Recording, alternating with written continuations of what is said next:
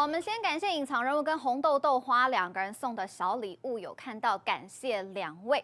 好，再来我们要关注到这个强烈台风巴威。好，现在大家都在问说，巴威到底会不会侵台呢？好，巴威现在距离我们其实还非常的遥远哦，还有3400多公里，但是它现在持续的在增强变胖当中，它只花36个小时，它就直接增强为强烈台风了，而且现在它是持续朝西边累积它的强度。那预计在下周4的时候，它会开始要北转了。那北转的角度就会是接下来要关注的一个焦点了。那么再来要提醒大家是北偏南偏其实都是有变数的，就是因为巴威其实现在距离我们非常的遥远哦。那再来就是要看它之后北转的这个角度到底是会距离我们比较远还是比较近呢？那我们先来看到气象署的风场预测，已经跟大家说了是有可能会直接侵台的。好，现在预估呢，在礼拜5的时候，也就是7月10号的晚间10点，会看到其实它就在宜兰跟花莲的外海了。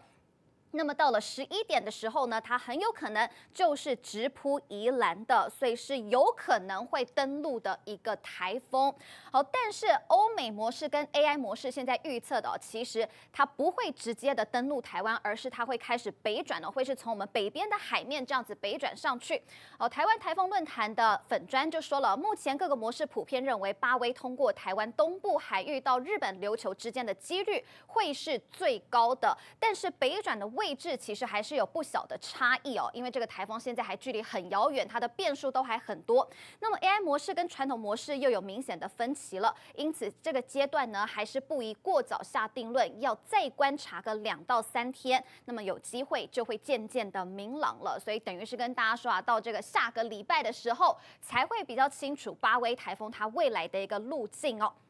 那现在可以看到，巴威台风它已经是增强为一个强烈台风了。可以看到它的台风眼是非常非常的清晰，而且是蛮大颗的。那么台风中心云密布区呢，也是俨然成型了。所以就是一个相当强烈的台风，而且持续的在增强当中。那么在夜色下呢，其实这是一幅最美丽而危险的画面。那么现在巴威台风它的风场大，强度也很强，所以不管它是走哪种路线哦，其实呢要提醒大家，下周5到日这几天都会对全台的天气造成不小的影响，所以请大家要有所准备了。因为就算巴威台风它没有登陆，其实它还是会带来相当可观的一个灾害哦。那我们先来听一下这个气象署的预报。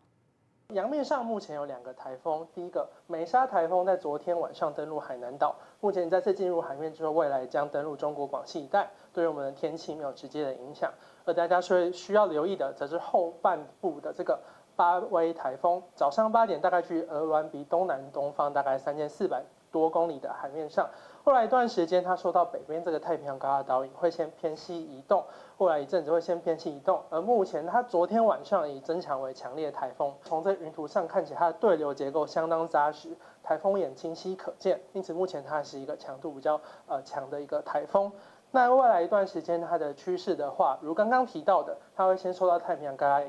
导引之下，5天内先偏西北西移动，而这段期间的话，它由于它的海洋条件、海温偏高，大气条件的垂直风险比较低，相对有利于它的发展，因此它未来这段时间还是有稍微增强一些的趋势，暴风圈有机会扩大。而它究竟什么时候强度会再更增强，可能要看它的整体对流整合的过程而定。而到下周9号之后，随着它接近台湾东南方海面到日本南方海面这一带，后续的时候就要看一下太平洋高压的导引。当它移动到这边的时候，由于在太平洋高压的边缘，因此它将会逐渐北转。而这北转的角度，一个是太平洋高压势力强弱会影响它北转的角度，第二个是台风本身范围的大小也会影响到整体太平洋高压范围的趋势。台风大一些，有可能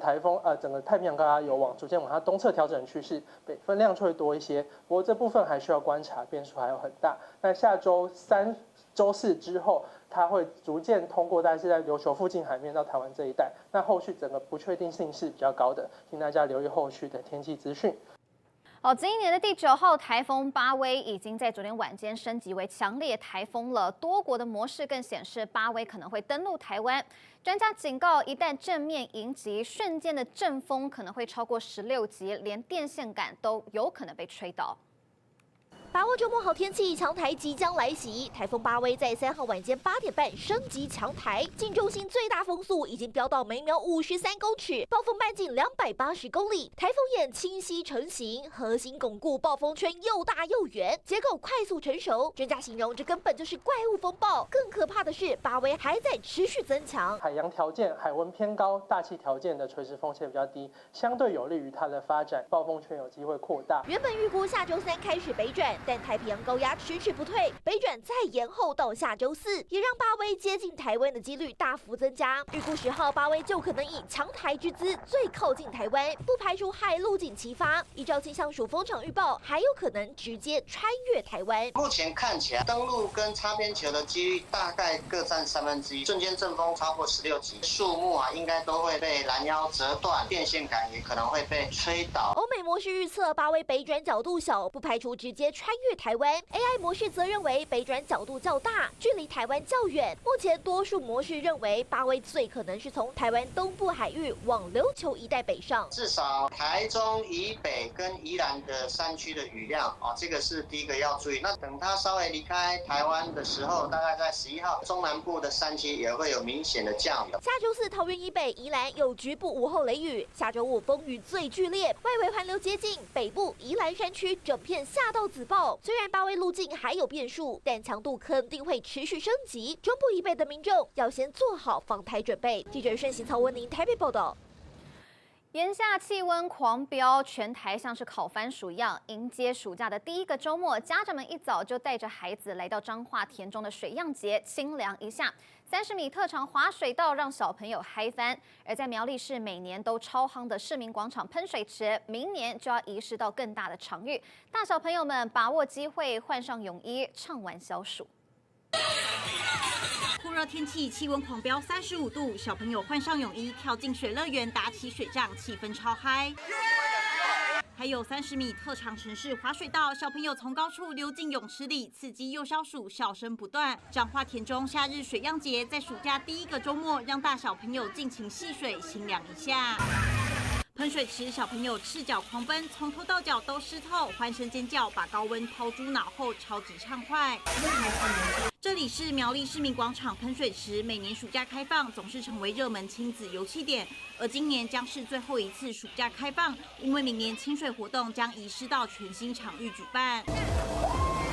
暑假超强水乐园，还有彰化深港水上摩托车喷射出强大水压，让表演者如同钢铁人推升到半空中，民众近距离感受水上运动魅力，相当震撼。太热了，全台高温如同烤番薯，家长带着孩子来体验 SUP 立式滑桨。另外，苗栗通宵1年1度的沙雕艺术节也开跑，巨型沙雕震撼展出，游客顶着烈日也要和沙雕合照留念。是带小朋友出来户外走走看看。大型沙雕作品超吸睛，搭配海景更是一绝。而现场还有免费滑水道，让小朋友们畅玩，迎接热闹又清爽的暑假。记者中部综合报道。大家好，我是主播林家远。生活压力大，失眠、浅眠是现代人常见的烦恼。太阳星全效克菲尔益生菌现在进一步推出晚安加强版，添加天然 GABA、色氨酸、茶氨酸、香蜂草4大天然草本，选择太阳星全效克菲尔益生菌，做好日常保养，身体轻松无负担。每日克菲尔时刻美好 ，Good Feel Good， 请上快点购为健康下单，输入推荐码有额外折扣。太阳星全效克菲尔益生菌基础版、晚安加强版，新包装改版，内容不变，抽取更方便，要吃就吃最好的。